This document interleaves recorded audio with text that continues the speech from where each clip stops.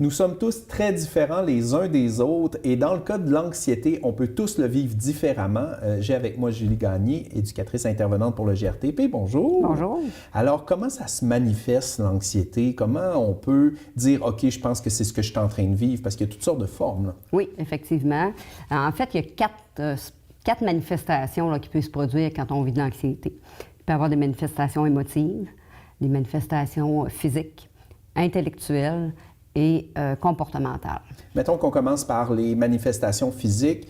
On a déjà parlé dans une autre chronique, c'est comme le corps devient en mode survie, c'est les organes qui réagissent dans le fond. C'est ça, parce qu'il y a de l'adrénaline pure qui est envoyée.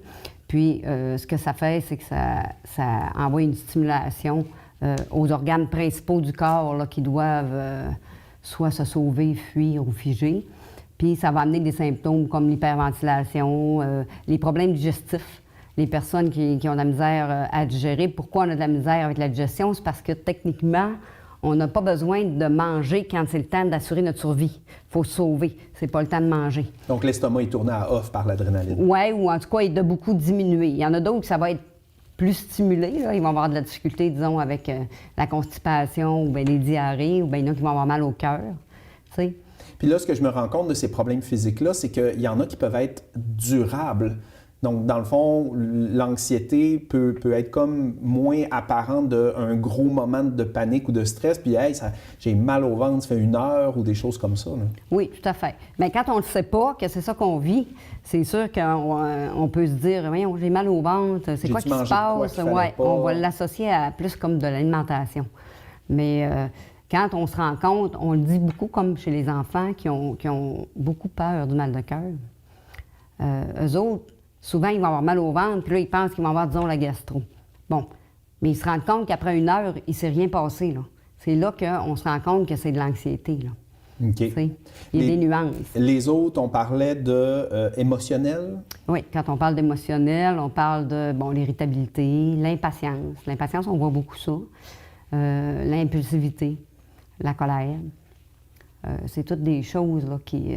Donc, si on trouve qu'on manque de patience, ça peut être un symptôme d'anxiété? Ça peut être un symptôme de stress, mais si ça dure trop longtemps dans le temps, ça peut devenir de l'impatience. Si je vis dans un climat de violence, au début, peut-être que probablement, ça va être envoyé comme un signal de stress, tu sais, il y a quelque chose, là. Mais si ça fait des mois que je vis la situation, bien là, ça ne sera plus du stress, là, ça va être de l'anxiété, là. Puis je vais être irritable puis impatiente ou impatient à long terme. Non. Les autres types de manifestations? Au niveau intellectuel, on voit beaucoup les difficultés de concentration. OK. C'est souvent confondu avec un TDAH parce que la ligne est mince. Là. Il y a beaucoup de symptômes communs.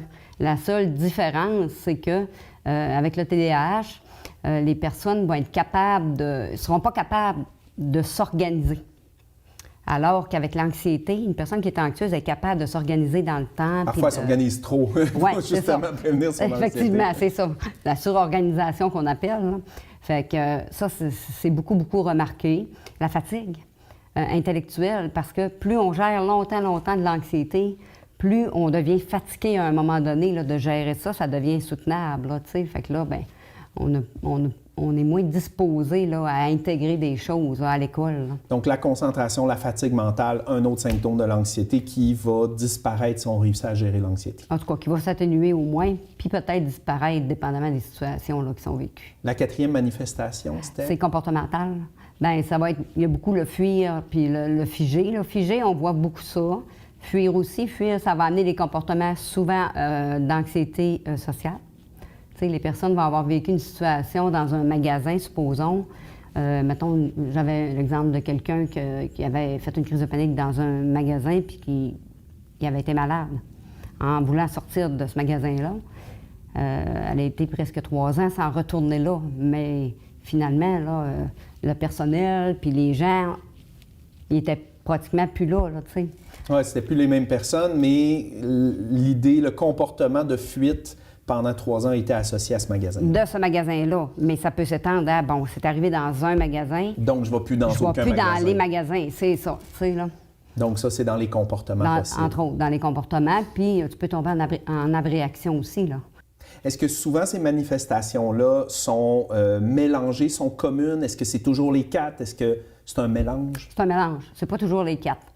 Ça dépend des personnes, ça dépend de comment on gère les événements. C'est sûr que les motifs sont toujours pas mal là. Intellectuels, on les voit beaucoup aussi. C'est sûr. Surtout quand ça doit durer à long terme. Oui, c'est ça. Physique aussi. Au niveau du comportement, bien, des fois, les personnes, ça vient pas mal aussi ensemble, mais tu sais, ça dépend. C'est plus l'intensité de chacune là, des... OK, il y en a qui sont plus majeures, plus mineures, puis j'imagine qu'ils sont très différentes d'une personne à l'autre. Donc, il faut comme être attentif à soi-même, puis dire, OK, j'ai ça, ça a l'air d'être tous des symptômes d'anxiété, ça doit être de l'anxiété. Oui, c'est ça, parce que, mettons que je suis une personne intellectuelle, ça se peut que j'arrive quand même à bien gérer l'émotion ressentie. Mais ça se peut qu'au niveau du comportement, là, je sois très, très impatiente sur la route, puis que si y en a un qui me coupe, bien là, tu sais, j'ai les mains en l'air, puis tu sais, il est là la manifestation comportementale. Là. Par contre, j'ai quand même assez géré rationnellement.